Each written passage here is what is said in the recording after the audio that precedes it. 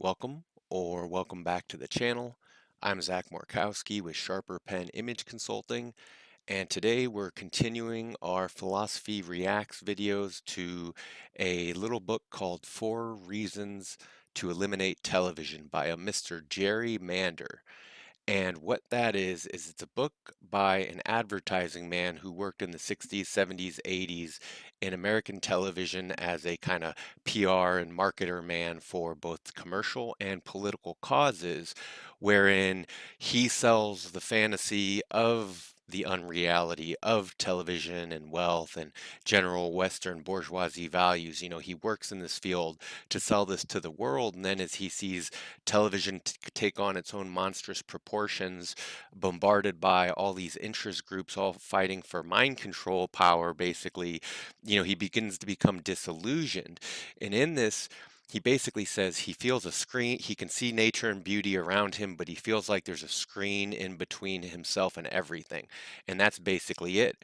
It gets into Baudrillardian territory, and by that I mean, yes, the French postmodern philosopher, and that's to say, um, that feeling, that distinct feeling, that separation is a result of the hyper reality because that's exactly what happens. The image becomes realer than real. The disconnect, the alienation is, not a it's not something that can be prevented. It's like a part of the process. It happens incidentally.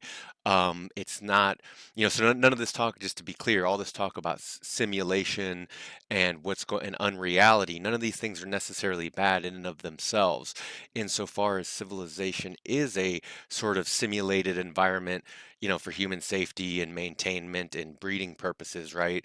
And depending on how much money you have, that basically allows you to afford your fantasies, right? So if you have the money, you can afford, think of anything like an escape room. That's a simulation. Going to the movies are a simulation. Even a play is a simulation. Writing a book is sort of a simulation or a sublimation that's creating a simulation for someone else in some sense. So television was and these other forms of medium that relate like social media were a natural extension of this. But with this extension of technology comes techno-feudalism, which I don't think people understood, which is that expulsion of the subject, meaning it's not that there aren't human subjects, it's that um, the distinction between objects and subjects, it's not that that's not there either, it's that they've collapsed. And we're going to get into what these values mean, because it's basically the difference between the sacred and the profane, the obscene and the seductive.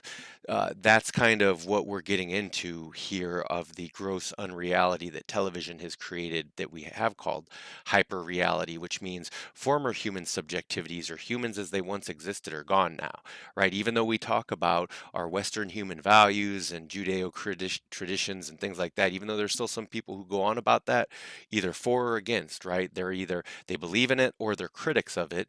Regardless of these, they're both forms of Platonic idealism, but beyond that, it's more like, I guess, to frame this in a philosophical sense, I'd say if Nietzsche, and specifically his mouthpiece Zarathustra, were pre-apocalyptic philosophers, then that would make Baudrillard a post-apocalyptic philosopher. So it's not like there's anything that can be prevented or saved here. That was never in the cards, and you can read that in Nietzsche and you can read it in Baudrillard. So we're left dealing with the hyper-real, and well, what's the hyper-real? It's laboring under the illusion that we lost something, which is going to get into our topic here and what the author was saying, because he perceived again how it was changing the world. But hyper reality is, basically, we have to define the real. The real is that which can be copied, replicated ad infinitum, to where you don't even need an original copy anymore. All that matters is you can point to the copy and say, there it is, basically, right? So this has created a surfeit of reality where basically we labor under the illusion of having lost the real, yet we look around us, and the biggest thing in our face every day is the material reality, is the production, is the costume, and the what do you call it, the parade and the ball gown and the nature documentary and everything we see on TV, the political unrest. There it is in our face. We didn't lose anything. History didn't stop happening. Everything is real, yet through these mediums, a screen comes to interpose on the human subject in the world, thereby ejecting them from it. So we're going to get into what he means because basically he starts realizing, at Jerry Mander, that ad man, he realizes that the world is kind of ejecting the human, and he frames it the way a lot of, I guess, kind of left-leaning thinkers do, like, oh, we need more third spaces, and we used to have human realities that we'd come together, and we used to have things we'd agree on. When people say stuff like that, they're betraying a certain naivete that we had those to begin with, versus like those things always being contingencies and depending on their place and time, stop gaps, and but it was never a solution or ideal or an end in itself. So, they'll say things like, "Oh, we've lost third spaces. We can't organize. There's nowhere to go." And it's like, yes, that's part of it. We have lost space. We expanded space and time to collapse it back down. And not only is there a screen in between people in the world, but if you look in the real world, that's reflected in the fact that everything's owned, everything is fenced off, and everything's protected with serious guns and money, and it's no joke or small thing. So all these critiques on politics and media mean nothing because the machine has already taken on its own purpose. And we're beyond nihilism. Humanity has already disappeared into the machinery. So none of this stuff even matters anymore. So even the idea of eliminating television doesn't matter and means nothing and isn't going to happen and it didn't happen. But it's just to get an edge in on the framework and the situation. So we're going to go ahead and start here. Um, and this is where we left off last time. And basically, he's saying is that what the commercial world was realizing was that worth more than, running ads or in magazines, that television was now the way to go. Because, especially because you only had at the time in the 70s a few main channels producing a few main programming. Programs and programming to where you were more likely to get a huge audience of 80 to 100 million people to look at your thing. So it was much more easier to program reality for them. So let's go ahead and resume. And I'll try and keep, oh, just as a heads up too, I've changed some of the settings. I hope the audio levels are good and hope everything sounds better. Trying to simplify my processing and editing chain here. Let me see, I might have had the speed up because all this stuff, they generally go too slow, but for the audience's sake, we'll turn it on normal speed. And this is Jerry Mander, Four Arguments for the Elimination of Television. The message to deliver. Government, corporations, the military, community groups, gurus, teachers, and psychologists began drooling at the possibility of gaining access to this incredible machine that could put pictures into millions of people's heads at once. It was clear that as life increasingly moved away from the streets, community centers, and marketplaces, one message on television, 30 seconds on the Cronkite News, was worth more than 1,000 hours of organizing, or whistle-stop political touring, or hundreds of newspaper ads. Right. So it's the new medium to get your message out. And more specifically, people leave these other environments and jobs and places to flock to this one. And this is where, again, people start to go, oh, we've lost ground. It's like, well, that ground never existed to begin with, or it was always shifting and being devoured or turned up in this one direction. A war began for control of the machine and its use. All competing factions shared the idea that if they could gain access to it, television could communicate their message as well as any other, that television technology was only a neutral instrument. Intent on changing other people's minds, they did not consider that television might change those who used it. All joined in an implicit conspiracy to increase the use of television. Right, so it's incidental. It's not that TV's evil. It's just its best game is just like social media, its best game is keeping its viewer watching because that's how you keep advertising. That's how you do the programming, right?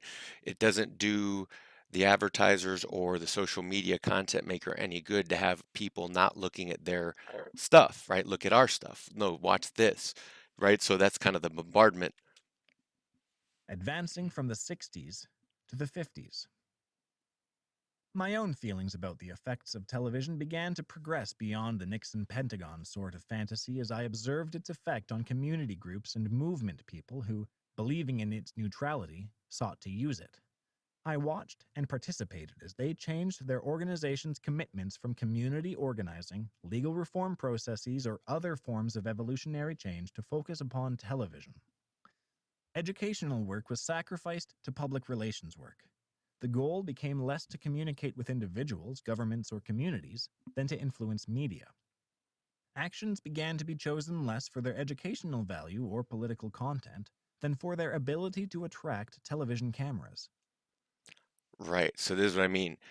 The idea of discourse, debate, information actually helping people know there's better reasons, attention, money, right? That again, they begin to take on monstrous proportions in their own ends, which are the people, and these are class divides too, right? Because especially in the 70s, it wasn't the proles, it wasn't the middle class who had these technologies, it was, large corporations in the state. Dealing directly with bureaucracies or corporations was frustrating and fruitless. Dealing with communities was slow. Everyone spoke of immediate victory. Right, so they're already getting impatient. We've already kind of created this instantaneous world of light speed communication. So the assumption is, hey, you can win the victory with minimal effort. You can build the empire with little input, right? A Just output. hierarchy of press oriented actions developed. Press conferences got coverage once. Rallies brought more attention than press conferences. Marches more than rallies. Sit ins more than marches. Violence more than sit ins. Right, and you can see how that statistic, that unfortunate datum, has informed the whole media substructure. And I'm thinking specifically in America, where our two biggest exports and imports are likely sex and violence. I mean that in mainly a media capacity, but also in the congressional, industrial, military uh, uh, capacity. A theory evolved. Accelerate the drama of each successive action to maintain the same level of coverage. Television somehow demanded that. As the stakes rose, the pressure mounted to create ever more outrageous actions. The movement Right, and think in terms of whether it's political reality or comedy, it's the one-upsmanship. It's the, hey, they did something loud and stupid, so now we got to be louder and stupider. That kind of thing. of the Race to the bottom. 1960s had become totally media based by the 1970s. The most radical elements were up to the challenges of the theory of accelerated action. They advanced to kidnappings, hijackings, and bombings. The sole purpose of these actions was often no more than media exposure. Sensing that television was now the country's main transmitter of reality, individuals began to take personal action to effect it. A young Chicano man hijacked a plane to obtain a 5-minute TV interview about the ill treatment of his people. Boom. And if you remember from last video, the second in this series, we watched the Marshall McLuhan clip where he talked about identity is strictly related to violence or closely tied to violence, and that he gave the examples of these same things of, hey, these desperate actions from these desperate people, these terrorists, these hijackers, because he mentioned this exact same incident, right?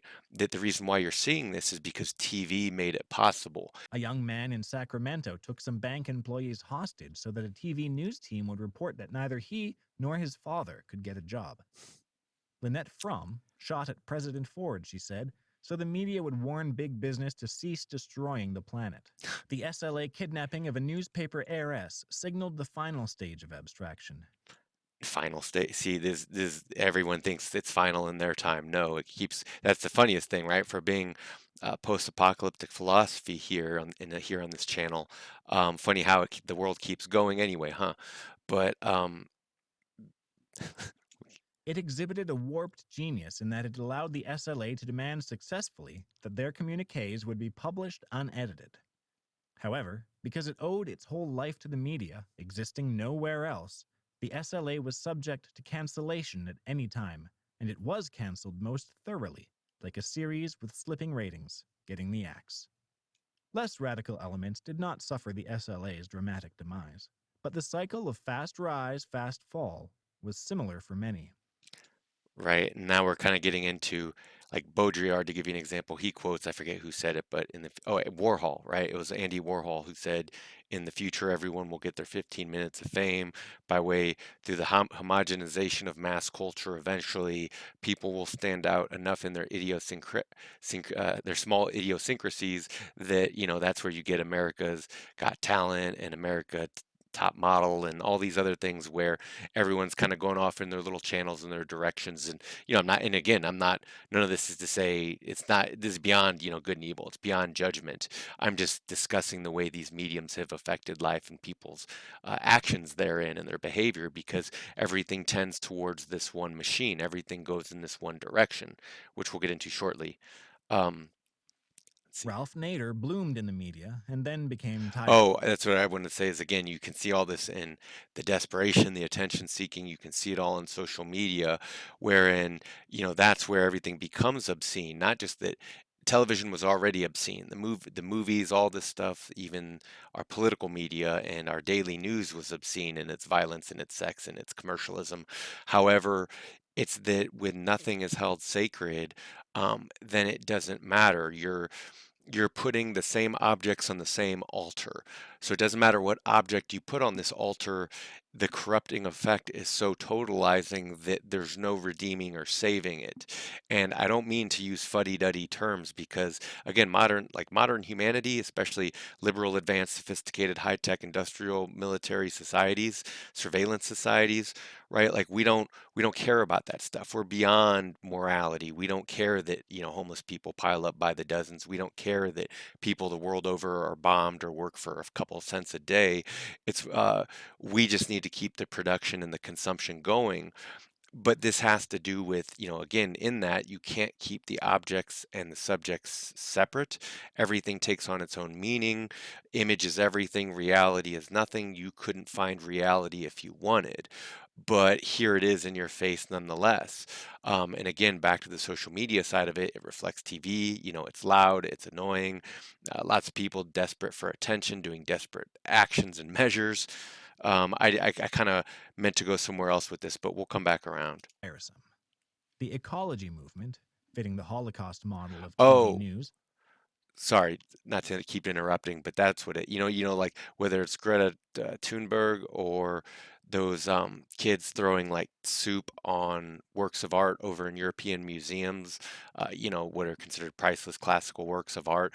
Like these are all examples of that desperation to, hey, if no one cares anymore, if no one's paying attention, if death of the individual and death of the species has no meaning, then increasingly you're going to see desperate actions for people to get attention to living, never mind dying, right? They don't, that's kind of what the repression's all about. burst upon the scene and then declined. Watergate excited expectations of government reform, but Remember that kind of, real quick, the visual, that sort of political intrigue and corruption becoming visible was kind of new and novel, especially for a country like America that formerly had prestige. I know modern people can't see it because of the media and because of men like Mr. Jerry Mander here, but then it was old news. Once the US was out of Vietnam, the once hot anti war movement was off the tube. A few years later, Jimmy Carter was able to appoint some of the architects of the war to high positions in government. It was as though the war hadn't happened or was merely another action packed drama replaced by next season's schedule, with the same actors playing new, equally believable roles. Meanwhile, those seriously committed movement people of the 1960s who were not willing to go on to terrorism began dropping out, moving to farms in Vermont and Oregon. it became yuppies and capitalists, Or, and or I they know always were many who have capitalists. done this, they got jobs writing television serials. They justified this with the explanation that they were still reaching the people with an occasional revolutionary message, fitted ingeniously into the dialogue. The people, however, were as they had been for years, sitting home in their living rooms, staring at blue light, their minds filled with TV images. One movement became the same as the next one. One media action merged with the fictional program that followed. One revolutionary line was erased by the next commercial, leading to a new level of withdrawal, unconcern, and stasis. Dodge Revolution. In the end, The 60s were revealed as the flash of light before the bulb goes out. Yes. Like Hunter S. Thompson said in Fear and Loathing in Las Vegas, The Savage Death of the American Dream, or whatever it was, the subtitle, he says, the hippies failed to see the grim meat hook reality behind their fantasies and the television image of it. And then this gets into our discussion or my mentioning my dinner with Andre the other day. In these videos that we've been discussing here on media and production here, it's not wanting to go. Let's give it a little kick. Zam. Zang. High speed here. All right. What is this? 1992? What is this? 28K? No, it's the machine. It's the hardware. It's chugging.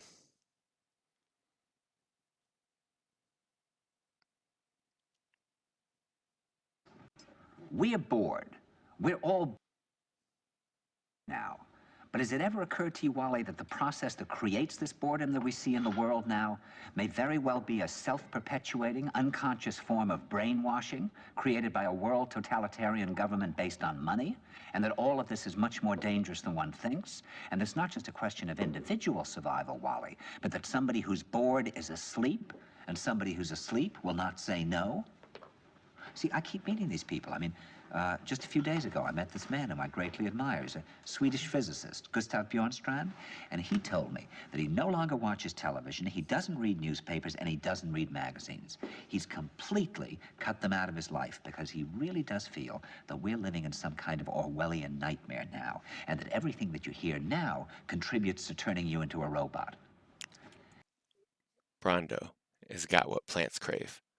When I was at Findhorn, I met this extraordinary English tree expert who had devoted his life to saving trees. He just got back from Washington, lobbying to save the redwoods. He's 84 years old. He always travels with a backpack because he never knows where he's going to be tomorrow. And when I met him at Findhorn, he said to me, "Where are you from?" And I said, "New York." He said, "Ah, New York, yes, that's a very interesting place. Do you know a lot of New Yorkers who keep talking about the fact that they want to leave but never do?" And I said, "Oh, yes." And he said, "Why do you think they don't leave?" I gave him different banal theories. He said, "Oh, I don't think it's that way at all." He said, "I think that New York is the new model for the new concentration camp, where the camp has been built by the inmates themselves, and the inmates are the guards, and they have this pride in this thing they've built. They've built their own prison, and so they exist in a state of schizophrenia, where they are both guards and prisoners, and as a result, they no longer have, having been lobotomized, the capacity to leave the prison they've made, or to even see it as a prison." And then he went into his pocket and he took out a seed for a tree and he said, "This is a pine tree." He put it in my hand and he said, "Escape before it's too late." Inconceivable. Let's go back and see what Mr. Mander has to say about it. The 70s became an advanced version of the 50s, and So he said, right, the last creative wave before the human being died out. We're going to get to that, the death of not just humans, human extinction, like you could think of it like Heidegger's being under erasure. We're kind of post-erasure now. as we shall see in Chapter 7, it was all made inevitable by the 30s. Style supersedes content. The changes wrought upon movements by the emergence of television were similar to the changes in traditional political process. Richard Nixon, probably the first major public figure to understand television deeply, realized that 4 hours of TV debate with Kennedy had turned probable victory into slim defeat. He understood that TV appearances were more important than personal ones. By the time he ran again, he had revised his image. He became the new Nixon. Even though many people understood that his change was only cosmetic, he won. This confirmed for me the idea that something in the nature of television imagery allows form to supersede content. Form supersedes content. Image is everything. uh, the the image is more important than the content. Yes, that goes for a television show, a cartoon, a news program, information about the end of the world, or a presidential debate. And in America, we've always been a shallow people in culture, from hula hoops to pet rocks to life at the soda shop to our presidents get elected by how good their hair is, typically. Um, that's just kind of that's the way it's always been.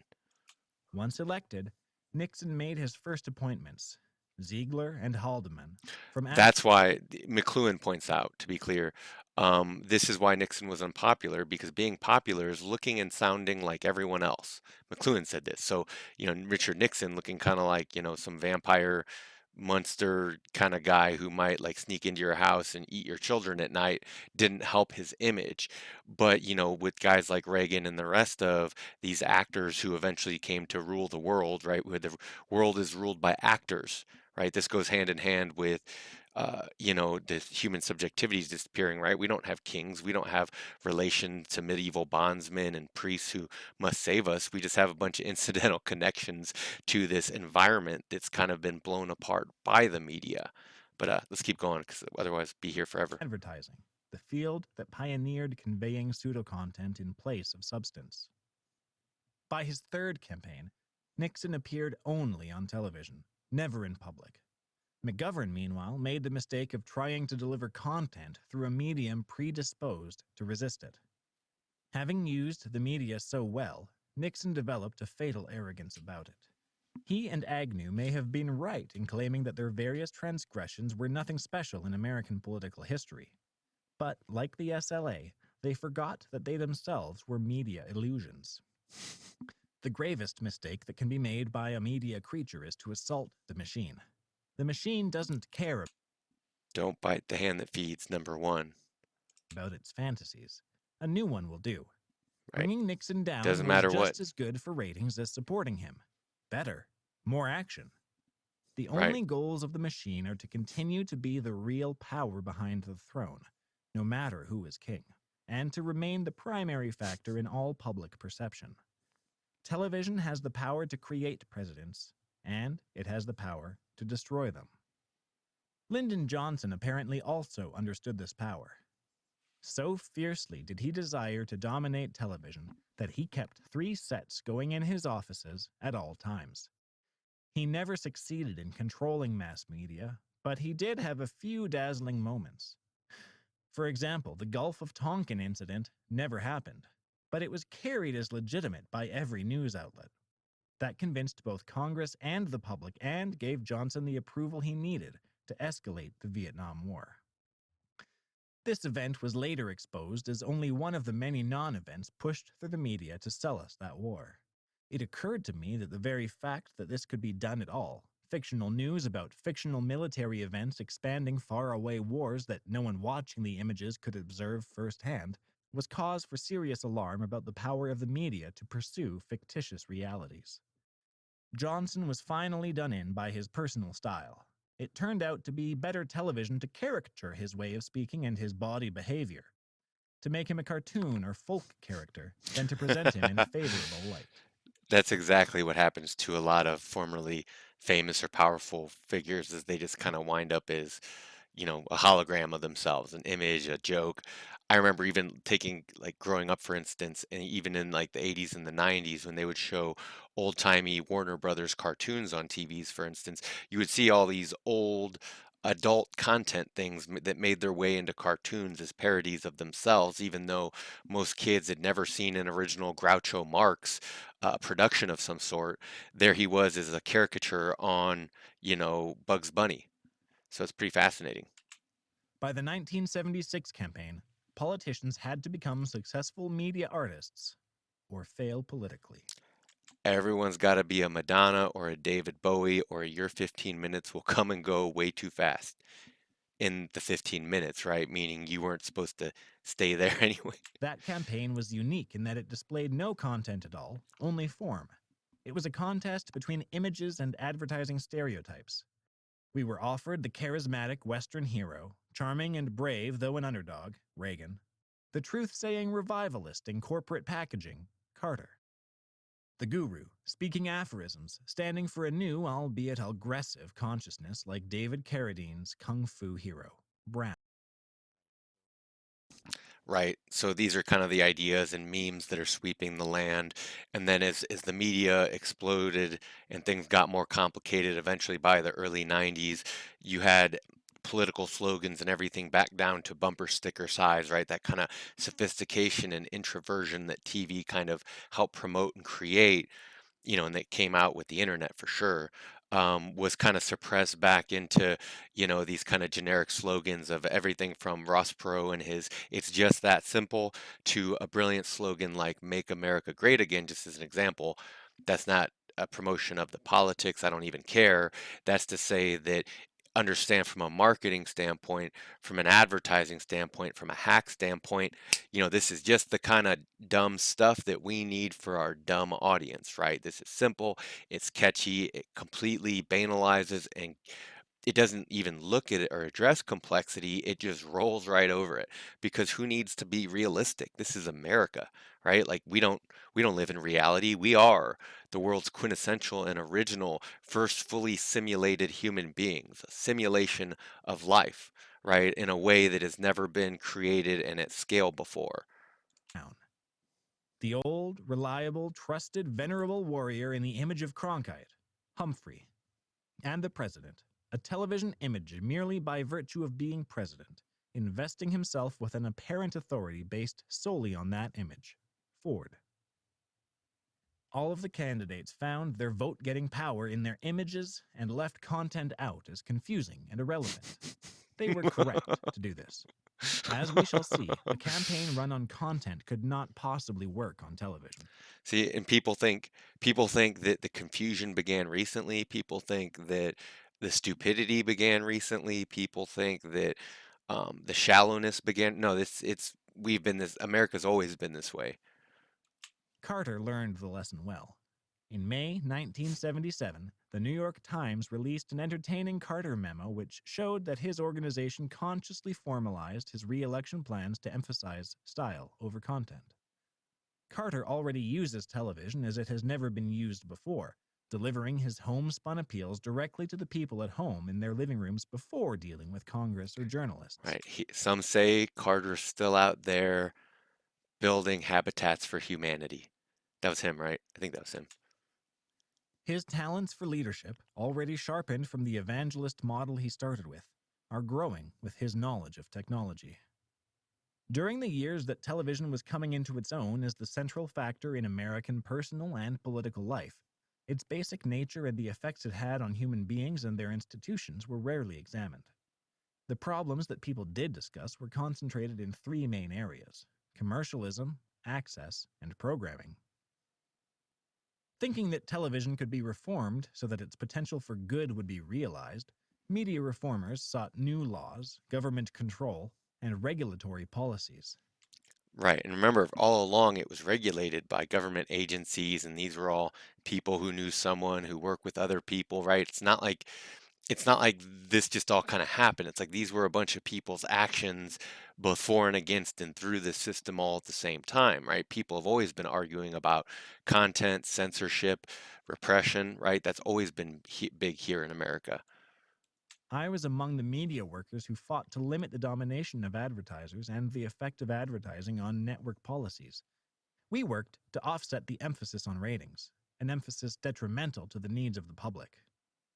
Many of us fought for access channels so community groups could offer an occasional alternative to the consumer society. You've been cut. We hoped that in this way all segments of society and all points of view would gain access to the public mind, fulfilling what looked like a democratic potential for the medium. Right. So they're chasing illusions anyway. What do you mean? Like people don't have a choice in the programming anyway. They have to take what's available. It's just a question of what. Where do they get it from? TV. Now they have choices with the internet, right? So that was a bit of a, that kind of totalitarian grip that the previous channels and media kind of had was lessened over time. But the ubiquity and totality of the media itself still, runs the show, is the show, is post the show, right? Because we're beyond just the thinking of the society of the spectacle, right? This is beyond just bread and circus, or like it's really quaint when people say things like, "Oh, if you don't like it, just change the channel or turn it off." It's like imagine your village just being blitzkrieged and burnt down, and people say, well, why don't you just move, or why don't you just, obviously that's your only option left anyway, so thanks, genius, I guess. But keep going. Others fought on other fronts. Psychologists, parents' groups, and educators lobbied against the dominance of sensational, superficial, irrelevant, and violent programs. They sought programs with Did it do any good? Did it make a difference? No. We should have just been watching junk all along. We should have had, Michael Jackson and In Living Color and all these things back in the 1920s. pro social values. They especially Could have wanted burnt it up new quicker. emphasis on humanistic and educational shows for children. These groups saw no reason why such values as cooperation, loving, and caring could not be as appropriate for television programming as violence and competition. Yeah, hatred. It went on Hatred and is on. just as good as love. Come on, guys. Historians lobbied for more documentaries, believing that television had no greater inherent limits to its ability to present historical truth than the media that had preceded it. They succeeded in getting Because we all know everything you see on TV, just like the internet, is true. It's an old rule, ancient wisdom. legislation requiring that TV Confucius said it. networks permanently store their news and documentary footage. Now we can look to a future in which the present era will be understood in the terms of the television treatment of it. Ecology Miniseries. If you can't put it in a miniseries, it didn't happen, right? Because that's kind of our culture, the nature of our culture and its history and its identity is if you can't put it in a simple narrative, arguably the dumber and more simple, the better. It doesn't exist. It's not real. It can't be reproduced or copied. So it's not real, right? ecologists assumed television could be a potentially useful tool in expanding knowledge of how our species interact with natural forces. Political radicals believed television could stimulate deeper understanding of complex issues. Indian groups believed it was possible to build sensitivity to their culture and philosophy through TV. They shared this belief with other groups that sought civil rights: blacks, homosexuals, women's groups, and so on. At some point in the early 1970s, I began to be at odds with the assumption that television was the ideal medium for all these groups. I noticed that, unlike commercial advertising messages, many of these alternative views somehow didn't work on television. They lost body, became flat. Aside from As McLuhan says, on TV, on these light speed mediums, in any medium really, you're a discarnated being. Your body isn't there. You're received, treated, seen differently. When I said before something like you're not supposed to take what you see on TV seriously, it doesn't matter if it's war, doesn't matter what it is. You're just not supposed to take it seriously. this, it was clear that while the organizations were focusing all their communications efforts through television, they themselves were being negatively affected. One day, in 1971, I raised the point with two different groups. One was seeking the educational reform of colleges, and the other was lobbying for new neighborhood zoning laws. I told them that I felt their intense desire to attract television coverage was damaging for their organizations, and that they were failing to get their message through anyway. They were losing their roots, their grounding. I wondered aloud if more wasn't being lost than gained. The answer was, listen, everybody's watching television. We can reach everyone if we handle things the right way. I pointed out that when a message is squeezed through a 20-second news spot, so much can be lost that what is left will fail to move anyone enough to make them turn off the set and actually do something. Right. I mean, you can make sure a message is received in a number of ways. You don't even have to be living, let's say in the case of writing something down and then you die or you're gone and then someone else reads it. People can still read and even act upon maybe what you said or what you did. However, the guarantee that what you said is interpreted strictly how you meant it, that's never a guarantee, and there are as many interpretations as there are people to think of multiplicities of interpretations. So thought is fractal and always branching and never ending as long as we're here. It's not rounded down into base logic and pragmatism that can fit on a market or a TV or as a way of life because, as a utopian society, we find out that the utopia has a lot of serious problems. Meanwhile, the viewers will believe that they have learned everything they need to know on that subject and will be bored next time they hear it. Each group responded the same way. They brought up the civil rights and anti-war movements. These surely worked on television, so what was I trying to say? This stopped the discussion both times. Only later did I understand that both the civil rights and anti-war movements were exceptions which proved the point. Adopting confrontational tactics in an escalating style of action and reaction, they got extensive coverage and became the model for all movements seeking rapid success. But should all movements use such tactics to get their time on the tube? Were the street demonstrations and violent clashes that produced television coverage for some movements appropriate for neighborhood or educational reformers? For Yes. Read more books, right? And then is violence, riot. The book riot of 2026. Can't you see it, right? People going, we want more books. We want to read more book, right? Not going to happen. Even if we promoted it on TV. ecologists, for consumer groups, the handicapped? Oh yeah, it's especially the handicapped. Perhaps so. They certainly brought the cameras out, but what became of their messages when groups did this? What became The handicap riot of 2028. It was a disaster. More people died there than in the Boston Massacre. of the organizations? Finally, what did this suggest about the so-called neutral or even benign nature of the medium? Did this not mean that television, in effect, was determining the style and content, or lack thereof, of all political action? That movements were becoming derivative of the needs of the technology? Brondo's got what plants crave.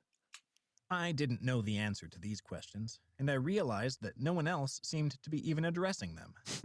Why would they take But it what really serious? drove me onward to investigate television was an experience I had while working with the Hopi Indians. I think it will be worth describing this experience in its full detail, because its complexity is part of its point. Television at Black Mesa. It was during the summer of 1972, just as I was closing down Freeman, Mander, and Gossage, that I was asked to help some traditional Hopi elders who were fighting a strip mine on the reservation at Black Mesa, Arizona.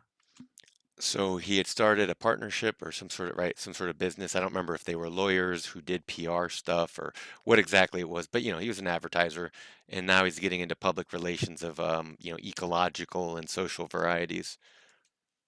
Black Mesa was sacred ground to the traditional Hopis. To rip it open and remove its content was a violation of their most ancient religious tenets. The problem at Black Mesa was typical of what has happened on many Indian reservations. The traditional Hopi Indians had always refused to deal with the Bureau of Indian Affairs, which functions as an overlord on all reservations, and so they had been pushed aside. And say, good for them. Good for them. They didn't want to put up with a bunch of annoying middlemen on their land as their own beings. Good for them. And we're going to get to that too. But In their stead, the Bureau had created a tribal council composed mainly of Indians who no longer lived on the reservation. so that doesn't help because now you're the whole supposedly representation yet without representation, right? It's a problem that the white world or the the techno feudalism is basically what it is The for the white tribal world. council members were not really even Hopis anymore. They were Mormons. Most had moved to Salt Lake City, had Excuse businesses me. there, and The Christians got him. returned to the reservation only for their council meetings. They agreed with the BIA that their job was to sell off Indian resources and land at the best possible price, thereby helping Indian people turn into Americans more quickly. Now, did anyone ask them what they think about that or what they want for their people? But that's kind of the whole thing is that, as McLuhan discusses, is that war is literary and war is educational. And we'll kind of get to, as you know, the history of America. If you know it, then you know where this place came from and how it came to be. And even though that's a history that is being rewritten in real time on a daily basis, it seems, the truth would be then to ask them what they think, And some people, knew that was an inevitability here. Um, I have some Sitting Bull quotes, but we'll get to those later. This is Quanah Parker, last of the Comanche chiefs, and there's this picture in the book Empire of the Summer Moon, which is about him and his family and the last of the Comanches. But this is basically actually after he's been kind of integrated into society. And what this doesn't capture is the caption, which says, Quanah Parker was basically resistant to everything of the white man, like their beliefs, their ideas, their ideals. However, it said he liked their style, he liked their taste. So he kept the suit, He kept their suits, but also kept his peyote ceremonies and his polygamous relationship with all his wives. So, it just depends on, what they want, right? Rather than back to what the medium does, is it just bulldozes everyone and everything. The sale of strip mine rights to a coal company was simply part of the logic of this process. The traditional government, which had preceded the tribal council, was not really a government at all. It was a kind of informal grouping of religious leaders from the dozens of independent clans which together formed the Hopis. They did not sit in a hierarchical arrangement over the rest of the Hopis. They functioned more as teachers or as guides to the religious conceptions. The religion itself was based on what we would now think of as ecological laws of balance. The land was alive, the source of life. To rip it up and ship away its contents was so outrageous as to be unthinkable. I love pagans. To the Mormon American Hopis, however, strip mines were indeed thinkable. Eventually, the traditionals realized that while they were ignoring the BIA and the tribal council, the land was being destroyed, and the religion with it. The elders decided to fight. To fight, they needed to learn white legal systems, white tactics, and white means of manipulating media. Good luck. They've been losing that battle since they signed those first peace treaties and agreements with, oh, here you can have this land. No, we need it back, right? And then the term Indian giving, right? Anyway, keep going. To learn these, they had to restructure their minds and conceptions. And so, to fight the enemy, the traditional Hopis began the process of self-destroying what remained of their own Indianness. At For some TV, point, right? television news discovered the struggle. Network crews were flown out from Hollywood. They shot images of the deserts, images of the 50-foot cranes, images of the older men and women standing picturesquely near their kivas. Following the network news guidelines for good television, they sought a balanced report. They interviewed Right. People don't want to see what's real. They don't want to see the ugly. I've said this before, the simulation is actually preferable to reality, right? So should be kind of obvious. members of the Bureau of Indian Affairs, members of the Tribal Council, and representatives of the coal company, all of whom discussed the issues in terms of contracts, rights, jobs, and energy. These opinions were juxtaposed with shots of some of the elderly Hopis standing in the desert, speaking of the Great Spirit being represented in all things. Excuse me. The newsmen added some footage of Hopi sacred dances and some images of the Hopis' most spiritual place, the Kiva. The elders limited how far the reporters could go into their religion. It is against the Hopi religion, for example, to allow ceremonies and power objects to be photographed. Okay, this is where everything peaks and climaxes, I think. This is where things become most fascinating before they just explode in a supernova, kind of similar to God's death, which is to say that I think this is the difference between what I'm going to call not being under erasure, not humanity, not human beings, but extinct human beings. Extinct human beings used to have clearer dividing lines and boundaries in their subject object relations, therefore their power relations. So they actually obeyed some sort of value system, meaning they kept sacred objects and sacred distinctions and did not violate those based on holy laws, which usually carried penalties of death, ostracization, right? What people values utmost. So here's what I think, that understanding that, hey, don't take my photograph, you're going to steal my soul. I think that's, I'm not going to call it, it's not primitive. I'm going to say that's a healthy, natural human instinct that seems to pervade all people who aren't industrial. And by that, I mean, I think it's a healthy kind of pagan instinct and understanding that understands the need to keep boundaries and sacred dividing lines. So when I say the subject object distinction hasn't disappeared, but it's collapsed, I mean, because there's not enough clear boundaries, nor any sacred object, nor can there be one, nor any that are agreed upon other than obvious material reality. He's got a Benz, he wins. She's got a lot of money, she wins. Other than these kind of basic statements like snow is white, except whenever you can see that it's not white. Aside these little basic deflationary kinds of statements, there is no ultimate truth. There is no ultimate reality or end goal here or end game. It has its own purposes, especially now But this is most fascinating because this is where reality and formerly the sacred and the profane disappear into images of the sacred and profane. Now, is there a point to this? You and your board are idolaters. There isn't a decent human being amongst you. Not one. Do you know what makes a human being decent? Fear. And therein lies the problem. None of you has anything left to fear anymore. In a TV and governmentally, organizationally mediated kind of orchestration of a production of a simulated reality of what was formerly sacred and profane, right? So, I don't, and I mean this in that Baudrillardian sense. This is exactly what we're talking about with being under erasure and, alienation. Uh, what the masters of suspicion in philosophy sort of outlined here was that in this emerging mass culture, there would be no distinction and no boundary between anything. So this goes back to McLuhan's here's the global village. It's a ruder place, it's a meaner place. People don't have as much privacy, right? All these luxuries that we came to create will slowly be gobbled up by these impersonal forces. And at the head of it and at the heart of it is this inability to have, share, or keep sacred objects, except where that is a luxury to those who can even do it. So to even maintain a culture rather than just being a product of it, right? Like a subhuman, right? And it's not subhuman because Americans are treated subhuman. They're treated like children rather. It's more like because they accept such a small existence and view of reality. That's what makes them subhuman, that their thinking is small and subhuman, less than animal and less than man. It's been fully domesticated into a technological pragmatism that's primarily a perverse form of enslavement. And I hope I said that well enough to carry my meaning.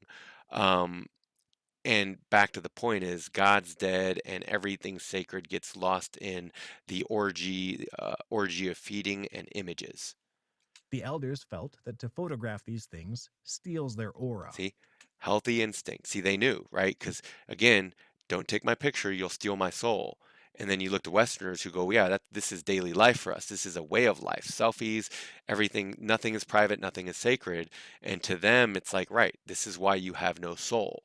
So do you see the importance of keeping things sacred and ritualistically so, right? So you don't lose yourself.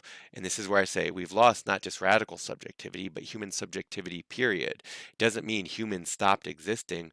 It just means they stopped mattering at all. And there's nothing you could do to prove that human beings matter at all, especially when we can look to industrial reality and see that people are as disposable as the machines that run their lives. That's kind of what we're getting at here. As we will see in Chapter 14, this may not be a silly notion. They also felt that exposing their ceremonies to people who have not been trained to understand them, a process that takes Hopi Confuse them. apprentices many years, would undermine the meaning of the ceremonies. A week later, I watched the report on television. You could argue that that's a sense of, yeah, you're inviting in eyes. You're allowing interpretations which will change the meaning of what you're doing. Makes sense, doesn't it? It got 4 minutes on the evening. Keeping sacred, okay, think like this. People who can't be present for a conversation or constantly checking their phones or running away from being present at hand. And I get it. We all kind of do it. And we've been doing it forever before there were phones. I'm just giving you a clear example of the way technology makes it easier. News. It was an earnest report. The reporters revealed that their sympathies lay with the traditionals, but they had created, as they had no choice but to do, a formula story. Progress versus tradition. 40 million Americans obtained their first and perhaps only views of the Hopi people in the form of images of cranes juxtaposed with Indians in suits and ties, responsible government officials concerned about jobs, and a lot of old, savage-looking types in funny clothes, talking about a religion which says that to dig up the land is dangerous for the survival of every creature on the planet. It almost sounds like a music video or a Disney movie or something, right? These 40 million viewers also saw a white, modishly dressed TV newsman explain the cross-currents in the struggle and plaintively asked whether something of an earlier Right, and he would know, right? He would know the Indians better than they could, culture right? couldn't be permitted to remain. From Black Mesa, Arizona, this is John Doe reporting. This was followed by a commercial for Pacific Gas and Electric on the growing energy crisis and the need to tap all energy resources. How perfect. The next story on the news was about a bank robbery. I turned off the television set and wondered what effect this story had on viewers. Did It just fried their brains even more. Honestly, they probably didn't even notice or forgot it by the next day because it's replaced by the next image, you know? help the Hopis? Would any good come from it? Nope. It was certain that the old people had not come through as well as the businessmen, the government officials, and the reporters' objective, practical analysis. The old people just seemed tragic and a little silly, if poignant.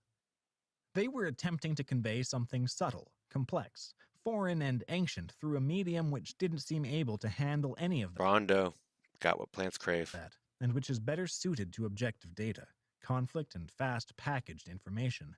Electrolytes. I wondered if I had been shooting that story myself for the evening news, if I could have done a better job of it. Could I have been able to explain to white America that to care about what was going on down there, they would have to have cared about the Hopi perception of reality, the Hopi mind and its integration with natural forces? Viewers would have had to care about the landscape, the spaces, the time, the wind, the color, the feel of the land, and the sacred places and things. How could I have conveyed something through the medium so that anyone would have cared, when everyone was sitting at home, in darkened living rooms, watching television? It was time travel that needed to be conveyed. How could I have carried a viewer from home through time and space to another reality which can only make sense if experienced directly? Right. You can't. It's unreality. It's pseudo experience. I'm not saying it doesn't mean something to people. It's just that's dicey at best. I decided that my report would have been no better than this Hollywood cruise had been. In fact, theirs was probably as good as could have been done within the limits of the medium. But in the end, the Hopis were hurt, not helped. Their struggle was revealed, perhaps, but they themselves were further fixed into the model of the artifact. The medium could not be stretched to encompass their message. On the other hand, what if I had 4 minutes, or even 1 minute, to convey the essence of a product, a car, a stereo set, a toy? Could I accomplish that efficiently? Got apples.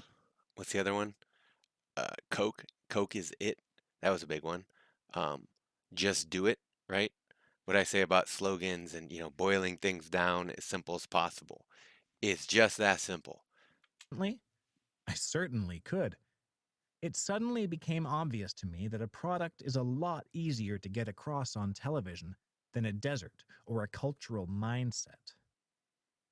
Understanding Indian ways enough to care about them requires understanding a variety of dimensions of nuance and philosophy.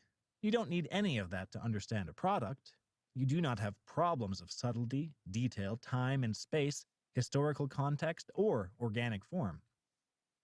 Products are inherently communicable on television because of their static quality, sharp, clear, highly visible lines, and because they carry no informational meaning beyond what they themselves are. They contain no life at all and are therefore not capable of dimension. Nothing works better as telecommunication than images of products.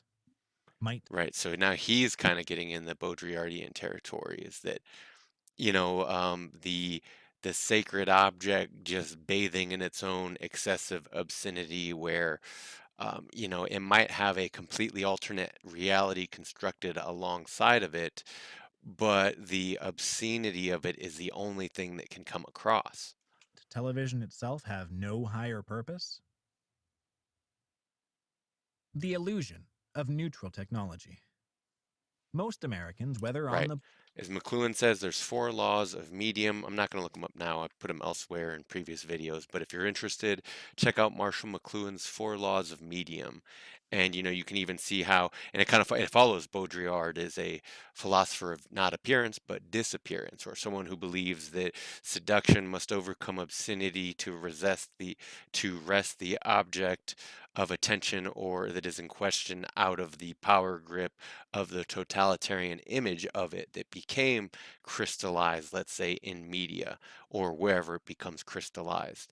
right? Wherever that image of humanity is that represents us as smaller and worse and um, as nihilistic and horrible creatures, we hope that to instead see an image that reflects something positive about humanity. Giving you an example between the ideal versus the reality, let's say. Political left, center, or right will argue that technology is neutral, that any technology is merely a benign instrument, a tool, and depending on the hands into which it falls, may be used one way or another. There is nothing that prevents a technology from being used well or badly. Nothing intrinsic in the technology itself or the circumstances of its emergence which can predetermine its use, its control, or its effects upon individual human lives or the social and political forms around us. The argument goes that television is merely a window or conduit through which any perception, any argument, or reality may pass. It therefore has the potential to be enlightening to people who watch it and is potentially useful to democratic processes. It will be the central point of this book that these assumptions about television, as about other technologies, are totally wrong. If you once accept the principle of an army, a collection of military technologies and people to run them, all gathered together for the purpose of fighting, overpowering, killing, and winning, then it is obvious that the supervisors of armies will be the sort of people who desire to fight, overpower, kill, and win, and who are also good at these assignments. Look at him trying to apply logic on TV or on media, in media even. Generals. The fact of generals, then, is predictable by the creation of armies. The kinds of generals are also predetermined. Humanistic, loving, pacifistic generals, though they may exist from time to time, are extremely rare in armies. It is useless to advocate that we have more of them. Right. Peace-loving people basically make themselves extinct. Why? Everyone else is fighting to live. They're like, no, can't we just get along? Nope, they get rolled over by the army, similar to sects and cults and religious people who are against breeding for whatever reason, right? Kind of goes against the idea of humanity's propagation and recreation of both bodies and images, right? If you accept the existence of automobiles, you also accept the existence of roads laid upon the landscape, Right. oil to run the cars, and huge institutions to find the oil, pump it, and distribute it.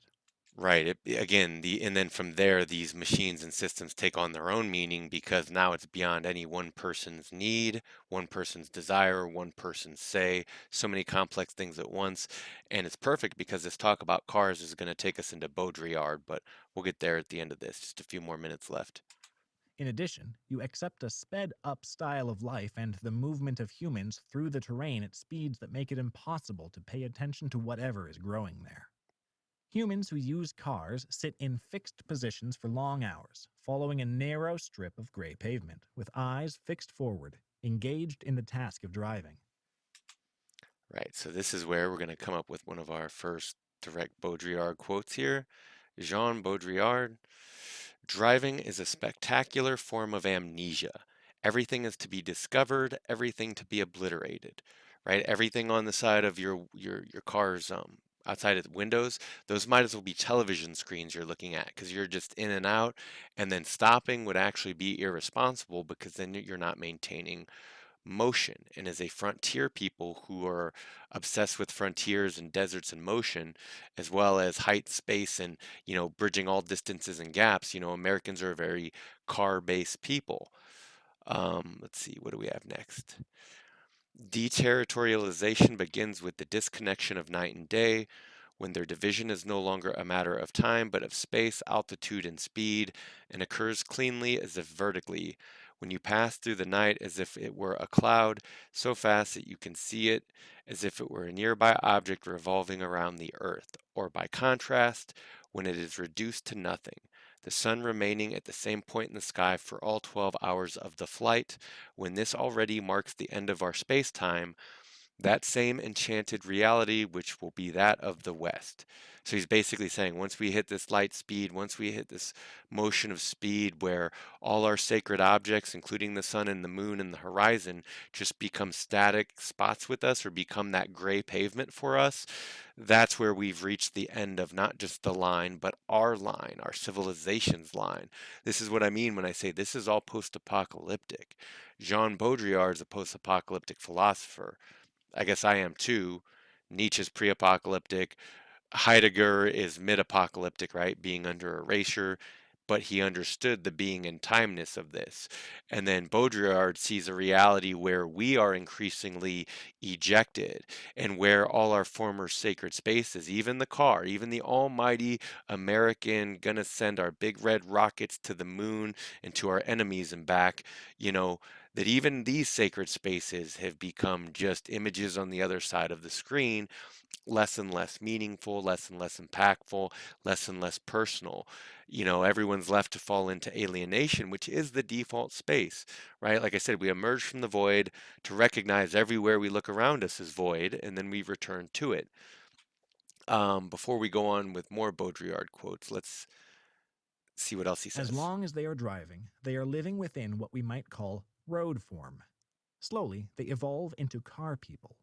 McLuhan told us We that are the car people, just like we're the simulation people, right? This is just an experiment that no one else knows. Other people chase it or want it because that's the image they're sold. But if they weren't raised in it and a part of it, then they don't really understand, cars extended the human feet. right? And But no, those the people are the best suckers because they want the objects of desire because that's what the programming in the media is all about, right? To the levels of obscenity. put it the wrong way. Cars Oh, replaced. and by the way, obscenity, again, it's not about morally judging it. Obscenity means there's nothing seductive left. Either it's like an obscene comedian is a not funny comedian and likely an insulting one too.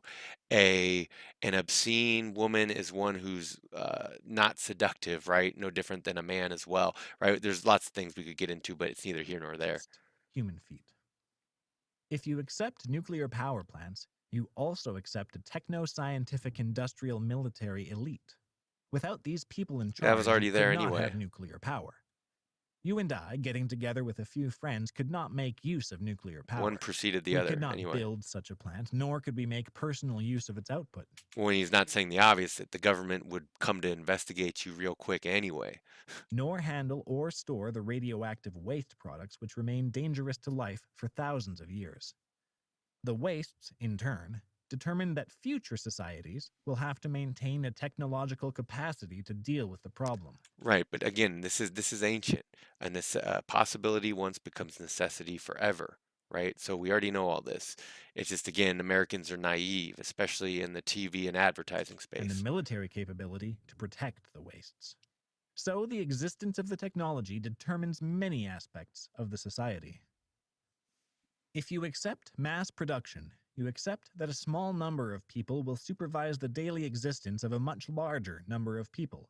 Right. You accept that Like 2% of the population owns 99% of the world. There's a small number below that who are of the liberal, sophisticated, industrial, military, complex society variety who don't understand that they are an endangered and rare breed, which we're going to get into because it gets into the complexities of what goes along with apocalypse. Well, obsolescence of whole classes of people because it's basically the end of not just their genetic lines, but their very existence or need for them in this world as agents of this larger state and military and media apparatus. We just don't need all these people anymore. There are so many who just don't have they fall through the postmodern cracks. And even if they wanted, like to quote American professor Rick Roderick, even if the large amounts of homeless and disenfranchised in even a country like America, even if they wanted sympathy, there would be a very short supply of it for them. Dang, little India over here. You're not supposed to laugh that much. Come on. Whoops. Whoa, we wound up on the wrong side of town. Whoa. See, that's how quickly it happens. 1 minute you're flying high on Flower Street. The next minute you're just with Gulf and uh, Kiss down here on Skid Row. At the corner of Etta James and San Julian. There's another Tom Waits song. In the Coliseum, in the Coliseum. Human beings will spend long hours every day engaged in repetitive work while suppressing any desires for experience or activity beyond this work. The worker's behavior becomes subject to the machine. With mass They production, want to do that. They want to pick tomatoes. They want to do menial labor, especially when machines can do it cheaper and easier and faster, you right? also accept that huge numbers of identical items will need to be efficiently distributed to huge numbers of people, and that institutions such as advertising will arise to do this. One technological And it's funny, right around the same time, 70s, 80s, I remember this, it's on the channel, but there's a talk from Deleuze where he warns, hey, if the philosophers and poets kind of disappear and recede and all that stuff, then, it's just going to be taken over by advertisers. All aspects of culture, anything that was supposed to be meaningful or valuable to people, it's just going to be the province and property of advertisers. And I think that bears out, there aren't poets, there are jingle writers and type copywriters, right? There aren't artists, right? There are people who make commercials, right? process cannot exist without the other, creating symbiotic relationships among technologies themselves. If you accept the existence of Uh, advertising, it's you accept the attention and talent capture, right? I don't want to call it these other dumb terms like brain drain or whatever. No, it's just the obvious. People are going to go, they're going to hedge their bets and look out for their own selves because that's reality and that's being a grown up, right? system designed to persuade and to dominate minds by interfering in people's thinking patterns. It's like You also there's a lot here too, real quick, and especially in the Baudrillardian sense of not just people's desire for power, but also people's desire to give up power, to be subordinate. It's not just a top position thing. Lots of people strive to be a bottom.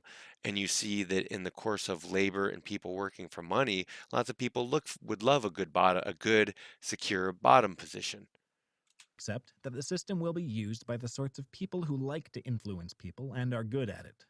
right? No person who did not wish to dominate others would choose to use advertising, or, choosing it, succeed in it. The basic nature of advertising and all technologies created to serve it will be consistent with this purchase, will encourage this behavior in society, and will tend to push social evolution in this direction. In all of these instances, the Right. basic Basically, if you see what the larger societal involvement and messaging is, and then boil it down to its basic, um, behavior, it's like we've increasingly taken the action and work of our hands and our bodies, sublimated it, rendered it outside of ourselves, objectified ourselves in the world, lost ourselves therein, and then sublimated all action into less and less movement down to single button clicks like a TV remote or maybe like a phone swipe, right? That's what we've reduced humanity down to kind of keep them nihilistically busy or occupied, right? That's kind of the techno feudalism of it. Not just that we need to maintain and look after these devices from a phone to a car, but everything else. Let me kind of lost where I was form going, of but the we'll see. institution and the technology determines its interaction with the world, the way it will be used, the kind of people who use it, and to what ends. And Right? so it is with television. Far from being neutral, television itself predetermines who shall use it, how they will use it, what effect it will have on individual lives, and, if it continues Mind to be control. widely used, what sorts of political forms will inevitably emerge. These will be the Same subjects dumb ones taken as up usual. in the main body of this book. All right. Before the arguments, a comment on style. Oh, Before going on with the four arguments, I think it will be useful to remark that they involve a deliberate change in pace from what you have read till now. This introduction was written to move along the surface from point to point fairly quickly, a la television time, as it were. Its purpose was to give you a rapid summary of my own changing perspectives on the medium, up to the moment I began to feel that there was much more to the problem than I understood, leading me temporarily to quit all other activities and delve further into television. It was only after a long while and after many half steps of change in viewpoint that I finally faced the fact that television is not reformable, that it must be gotten rid of it's totally evil. if No, our society is to return to something like sane and democratic functioning. right. That's part of the fantasy, right? What did I say about Return? See, he say return. Return implies you lost something. You lost the way, you lost where you were at, you lost the plot. I know I use those terms too, but this is kind of what I'm getting at here.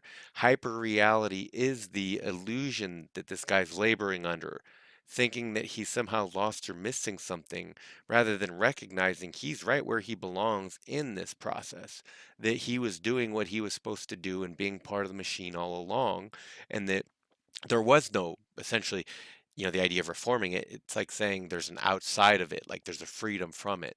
There is no reforming it. There is no outside of it. There is no freedom from, because TV is all encapsulating. Media is all encapsulating. It's taking the soul from the object to overpower it. That's why I brought up the difference between the sacred and the profane, or the seductive and the obscene. It's not a value, it's not these arbitrary values, it's not the relativity of cultures, it's not even the perception of media. It's that we can even seduce the power away from these totalitarian ideas and images, that even gives beings a chance to live, rather than getting rolled over and rolled up in the endless progress, or this guy and his friends and family's delusion that they were making the world a better place, or that they're going to fix things, or that they could make these dangerous technologies good for people. And again, I want to make sure clear, I'm not saying like I okay, if someone asks me if the user's confused or isn't sure how even they feel, it's not my job to determine that, number one. But also, I would say, honestly, I think you shouldn't care. I don't care, and I don't think anyone else should care, because I think it's a dead end. And it's exactly the inauthentic being which hinges you to do something crazy like thinking you can save the world with the very means by which it's enslaved, right? So let's let him finish up here, and then we'll keep So, going. to argue that case, especially considering that it involves a technology accepted as readily and utterly as electronic light itself, is not something that ought to be done rapidly or lightly. Nor can such You a case couldn't. be confined to the technology itself as if it existed aside from a context.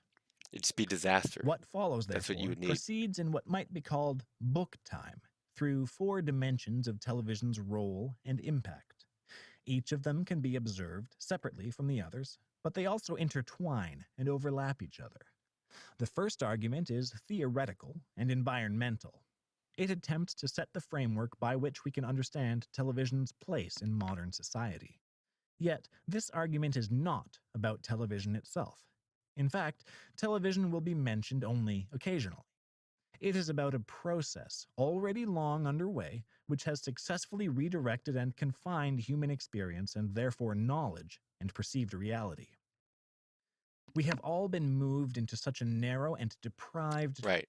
Everything is known, everything is made small, everything is contained, everything is explained, everything is neutralized. channel of experience that a dangerous instrument like television can come along and seem useful, interesting, sane, and worthwhile.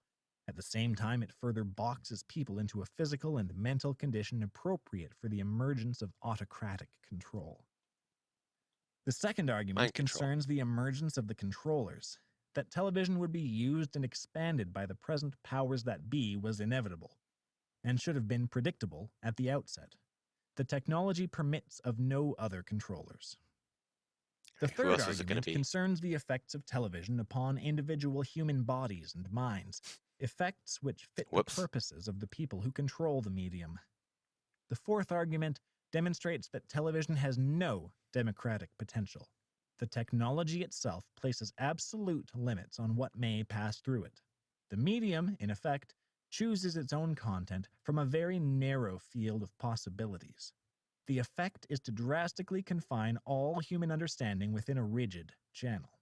What binds the four arguments together is that they deal with aspects of television that are not reformable. I'm giving you a choice. Either put on these glasses or start eating that trash can. What is revealed in the end is that there is ideology. I already am eating from the trash can all the time. The name of this trash can is ideology. In the technology itself. To speak of television as neutral and therefore subject to change is as absurd as speaking of the reform of a technology such as guns. Right. basically saying it has one purpose. And to assume that it had any other purpose than to do the one machine function that the machine does is a gross and naive misunderstanding of the machine in question. So back to what all this machinery has done to us. As I said earlier, we use the example of the car. Driving is a spectacular form of amnesia. You get to zone out, right? You get to wander through Oz, and you got to realize to Baudrillard, who's not just a post-apocalyptic philosopher and thinker, is also that he recognizes America as the utopia realized. And if you actually understand the wider literary history, America very much resembles the Englishman Thomas More's Utopia. And it was Nietzsche who said, "Nobody strives for happiness, only the English strive for happiness." So no wonder that when such a small class of corporately English kind of organized people, you know what I mean, that is Americans as Europeans and Anglos, you know, from those old times to present, that there's a predominant ideology, race, religious structure behind a lot of kind of like the Brahmin type priest behind it all. Let's say that behind all this, um, you know, that these effects are so totalizing that there is no escaping it. So the car comes to reflect this reality, and also as it relates to the human identity, as we're about to see. So we read this bit on deterritorialization, but this is where he talks about the loss of the ego's pleasure, and even something kind of like the car, where uh, the power gasm of it gets lost in the routine of it. So let me find it here. This is an excerpt from Ecstasy of Communication. We no longer invest our objects with the same emotions, the same dreams of possession, loss, mourning, jealousy. The psychological dimension has been blurred, even if one can still retrieve it in the particular. Right, and this, so he's saying this other author, Barthes, already foresaw for this for the car, where the logic of possession from the projection inherent in strong subjective relation is substituted by a logic of driving. No more power, speed, appropriation, fantasies linked to the object itself, right? You're not Speed Racer on a mission, you're just some asshole in a car. Uh, but a potential tactic linked to its use, right? Going to work probably. Mastery, control, and command, optimization of the game of possibilities, right? Routine, with which the automobile offers as a vector, right? Not to conquer unknown space, but to traverse the same old animal paths that you already know.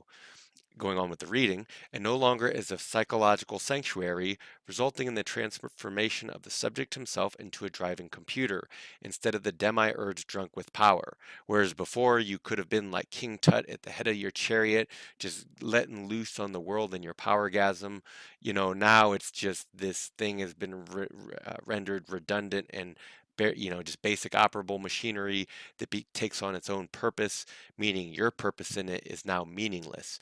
So the vehicle thus becomes a bubble, the dashboard a console, and the landscape all around unfolds as a television screen. Right? That's what I said earlier about, if you remember in the first reading on this book we did, Four Arguments Against Television, he said he became disenfranchised, disillusioned, had existential crises, felt disconnected from the world around him. He could see beautiful nature and know that it was beautiful, but it wasn't directly accessible through his own eyes or experience. Now, if that's him as a rich man in this world, imagine the feeling if you're broke and you can't actually afford to escape your basic drudgery day to day. And it's always been like this. But let's go on ahead. We're going to go on to, what do I have here next? We have, we just discussed the demiurge drunk with power. This, I think, was America. This is about driving in general. Gigantic, spontaneous spectacle of automotive traffic, a total collective act staged by the entire population 24 hours a day. The freeway system is a place of integration. It creates a different state of mind, and the European driver very quickly gives up his aggressive every man for himself behavior, his individual reaction, so we're going back to that, by the way, and adopts the rules of the collective game. The regularity of the flows cancels out. He's talking about like the mega freeways that don't exist elsewhere. Their signs read like the litany, right lane must exit. This must exit has always struck me as a sign of destiny. I have got to go, expel myself from this paradise. Leave, like Bernard in Brave New World, right? Leave this providential highway which leads me nowhere but keeps me in touch with everyone. still going nowhere. Why should I tear myself away to revert to an individual trajectory, a vain sense of responsibility? Right, right. You just lose yourself in the collective. That's why he kind of calls it the ecstasy of communication, because it's this big orgiastic game that's being played. But there's consequences and the stakes are real. Disenfranchising. So this is Baudrillard talking about America. You lose your rights one by one. First your job, then your car, and when your driver's license goes, so does your identity. And I've discussed this on the channel. I might clip it in, right? Saying one moment you're riding high, the next moment you're down and out. In the Coliseum, in the Coliseum. You know, and a lot of these homeless people and these Americans, they'll be saying, "Hey, I used to be important. I used to have a family. I used to be a real human being." And people just look at them going, "You're a bum on the streets. You're not even a human anymore. In America, you are subhuman. You have no rights. You have no value. You can't be monetized. You belong in an insane asylum or a concentration camp, basically."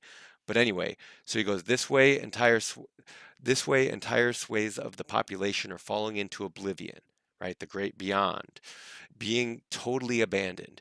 Enfranchisement was an historical event. It was the emancipation of the serfs and the slaves, the decolonization of the third world, and its creation in the first place, arguably. And in our societies, the various social and political rights, workers' rights, the vote, sexual liberations, yada yada, rights of prisoners and women, things which today have been won everywhere. Human rights have been won everywhere, right? We already won, like the guy, the advertising guy said, we're just going to be perpetually winning, right? So the world is almost entirely liberated. There's nothing left to fight for. And yet, at the same time, entire social groups are being laid waste from the inside, the individuals too, right? And there's no saving them. Who would want to save them? What purpose do they serve, right? So society has forgotten them, and now they are forgetting themselves, right? There's arguably schizophrenia, see Deleuze and Guattari, right? Capitalism and schizophrenia. They fall out of all of endangered species, or they fall out of all reckoning. Zombies condemned to obliteration, consigned to statistical graphs of endangered species, right? Or they become statistics themselves, right? Like whether that's slow or fast suicide, like a gunshot, or addiction.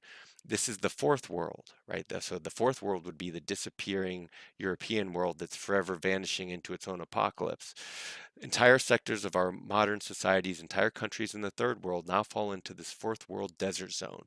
But whereas the third world still had a political meaning, even if it was a resounding worldwide failure, the fourth world has none, right? Because it is nihilism. This is technological nihilism. This is man being crushed by the machines.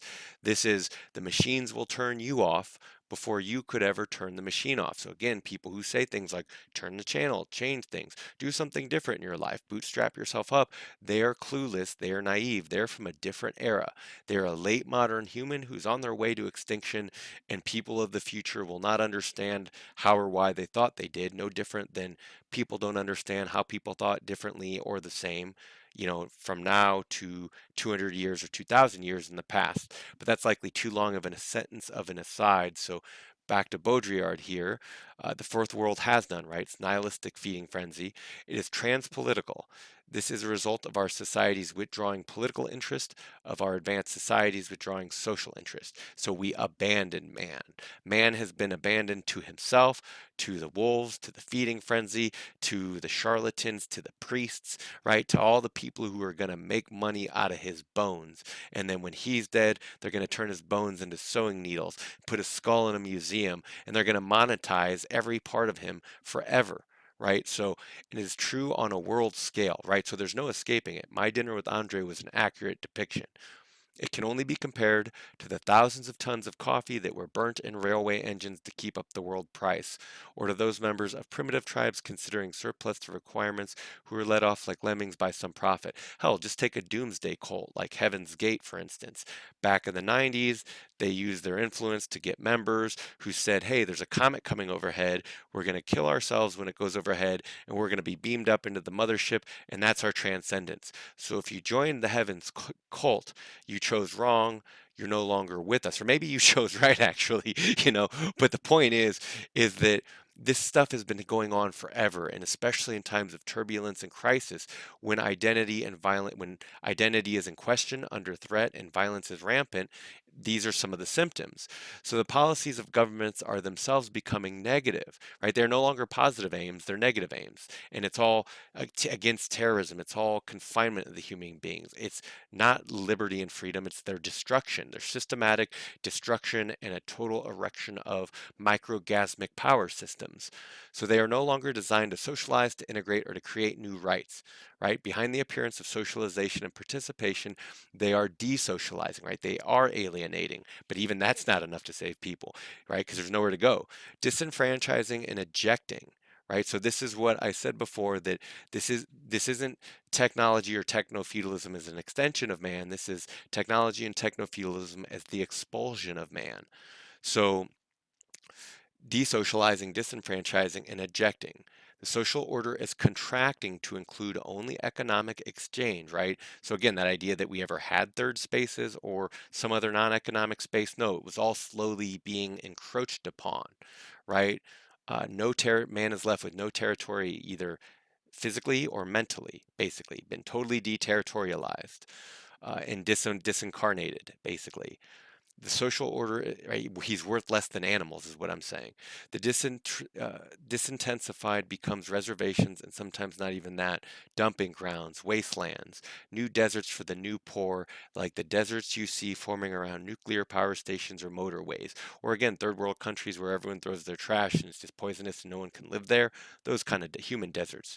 Nothing will be done to save them, and perhaps nothing can be done, since enfranchisement, emancipation, and expansion has already taken place. And this is the death of the Hegelian dialectics, especially as left right politics is an extension of that Enlightenment project, right? So they've already taken place. They can't happen again. We're going away from that, not towards that. There are therefore none of the elements here for a future revolution, right? So, and this is going to upset all the Marxists and the socialists. Sorry, guys, I know, right? And then the right wing leaning people are happy, but they're basically, I don't know, they're like the Judases of the Christianity, right? They're like the slaves of Babylon and the servants of the whore, and they think they're moral people, right? It's really funny, but what we see here are merely the inescapable results of an orgy of power, an irreversible concentration of the world that has followed upon its extension, which is the expulsion of man. The only remaining question is this: what situation will result from this progressive disenfranchisement? War, right? The quest for identity, violence, which is already taking a violent turn under Reagan and Thatcher, right? And it's only gotten worse and more extreme since then. As I said earlier, it was quaint when we could speculate, has it gotten worse? Now we know it has. So we have a little bit more to look at here. I mentioned that part of this is that media is a warfare. McLuhan recognized that media is about literature. Literary analysis is war. Literature is war. And finally, bring it back to those original Americans before America was America. Here we have Sitting Bull, and I bring him up not to try to bring him into the system because he can't be assimilated. Just like the ad man realized with the Hopi and their plight, Sitting Bull couldn't be integrated into the machine. So he explains how and why, which this was as alien to Americans as it is now, as it was back then, because they've never been any different than this. Look at me, see if I am poor, or my people either. The whites may get me at last, so you will say, but I will have good times till then. You are fools to make yourselves slaves to a piece of fat bacon, some hardtack, and a little sugar and coffee. He's talking about a government paycheck. What was the equivalent for the government soldiers and other people of the time? They'd get their little compensations for the government, and they were slave to a big system. And the Indians, the natives could see that from the outside. To them, to the Americans, they were just being good little slaves of Leviathan. They were being good Europeans. They were being good genocidal Christians. To which Sitting Bull says, again, remember, this was the end of the 19th century, right? 1890. The love of possessions is a disease in them. These people have made many rules that the rich may break, right? And he's talking about Europeans and Europeans. He's talking about Christians on Christians. He's not even talking about his people or his place in this. He's observing as an outside mind and eye and perception who can see clearly, who isn't confused about the language and the morality. These people have made many rules that the rich may break, but the poor may not. They have a religion in which the poor worship, but the rich will not. They even take tithes from the poor and weak to support the rich and those who rule. They claim this mother of ours, right? He's recognizing a lack of harmony. He's recognizing a sick and diseased people even back then. They claim this mother of ours, the earth, for their own use and fence their neighbors away, right? Good fences make good neighbors is an American saying. So they fence their neighbor away, and this is most damning. And here's a prophecy for you, because notice it's written, or I assume he said it in past tense, so it's written in past tense. But even back then in 1890, Sitting Bull could basically see if America had been twice the size it is. So if America had been twice as wealthy, if we had twice as many cars and freeways and fat people, there still would not have been enough. Wow. Wow, what a sharp man. And this is, look, I've known a lot of Americans. I've seen and met a lot of Americans. I've never met one with eyes like that. It almost looks doctored. It looks so wild and feral. He looks so wild and feral. I don't want to claim to know this man because he looks like what I would call an extinct human being. See, we don't make human beings like this anymore. And I've met a lot of Americans, and a lot of them, unfortunately, they are very dead behind the eyes, or maybe they're just up in their own heads, but they're very obviously disenfranchised and disconnected from the world and people around them. But usually it is seeing them quite dead behind the eyes, or worse, they're violent, malicious, and hateful behind the eyes. This man, however, has spirit. He's got a reason to live. This man doesn't know nihilism, and he doesn't need to know nihilism, because he's a people and he has a value and a culture and subject object distinctions and objects of power which they worship and keep sacred, right? So again, I've never met an American with eyes like that. I've never met anyone who looks so alive and wild. Sure, some of them are a little bit more so, the soldiers and the other types, the artists, some of the kids, the youth, but we just don't make humanity like this. We make extinct humanity now. They're a different breed, a different species. Radical human subjectivity, independent peoples, they've been devoured by the machine. Let's see. Right? He wasn't made weak. He wasn't poisoned by Christianity. Again, they maintained their objects of power. They recognized a dominator trying to impose or enforce themselves, whether that's taking their picture or trying to force a culture and a way of life on them that they don't believe in and see obviously makes people weak, is what he's saying. So that pretty much takes us to our end, right? To an extinct humanity. And again, this is why he calls it the SST of communication, that everyone's getting off in the power gasm because it's all downhill from here, or, that there wasn't going to be a better ending. There wasn't going to be an alternate ending. And that was kind of the fantasy that TV sold long enough to get lost in it, to then reveal, I guess, the illusion fades and falls down, right?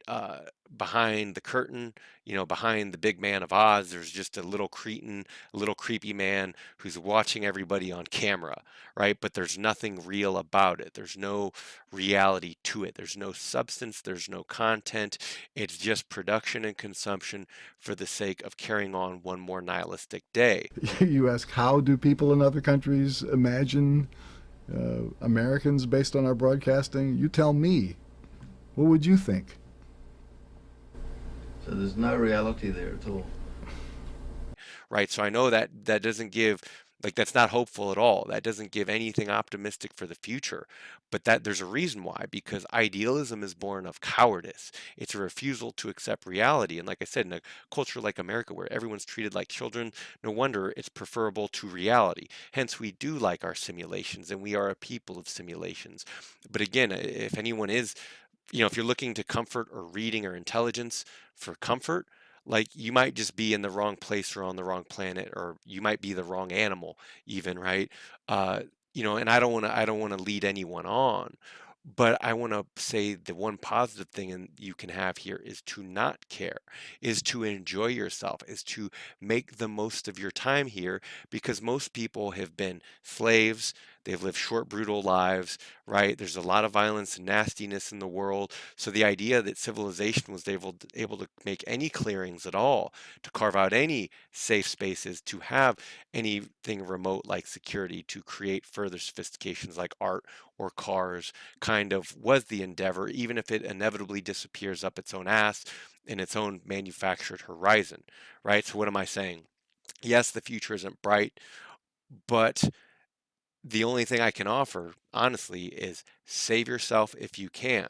That's the game they're all playing anyway, and only the stupids bought the morality. Only the stupids did as they were told, right? Like, they're just doing what they do, right? Not that they're maintaining sacred relationships. They're getting a paycheck. They're taking the payout.